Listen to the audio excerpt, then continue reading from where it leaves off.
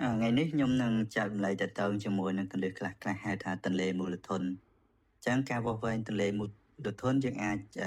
ប្រើនៅ dynamic support បានមិនមែនពួកclassic support bar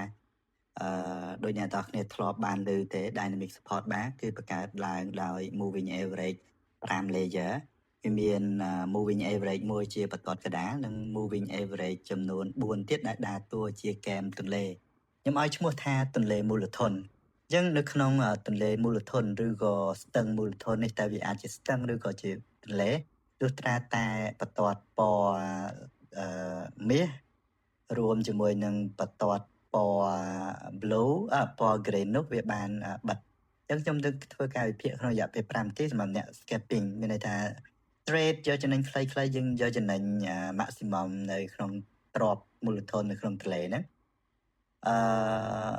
ទន្លេមូលធនហ្នឹងនៅកែមទន្លេហ្នឹងនៅពេលដែលវាចូលមកនៅក្នុងតំបន់នៃកែមរបស់ទន្លេគឺយើងអាចទិញចុះបាន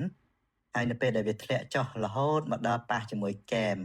នៅមាត់ទន្លេខាងក្រោមគឺយើងអាចបាយឡើងបានរហូតយើងធ្វើបែបនេះរហូតដល់តែទន្លេមូលធនត្រូវបានបិទវានឹងផ្លាស់ប្ដូរសញ្ញាពីការឡើងវាផ្លាស់ប្ដូរ trend ពីការឡើងមកការចុះអញ្ចឹងការចេះមើលទន្លេមូលធននេះគឺសម្រាប់អ្នកដែល trade ដោយដៃហើយចំពោះ chain នេះក៏វា analyze លក្ខណៈជាទន្លេមូលធននេះរួមជាមួយនឹងអញ្ញត្តិផ្សេងទៀតរួមជាមួយនឹងបទពិសោធន៍ផ្សេងទៀតនៅក្នុងការពី equity របស់អ្នកទាំងអស់គ្នាអូខេអញ្ចឹងចាំជួបគ្នានៅកន្លឹះផ្សេងទៀតដើម្បីចង់ដឹងច្បាស់តើ Jenny និងទន្លេមូលធនទាំងការ trade ដោយ AI trade ដោយដៃ AI មនុស្សបូកនឹង AI មានប្រសិទ្ធភាពយ៉ាងណាគឺអាចចូលនៅក្នុង group Jenny បានអរគុណ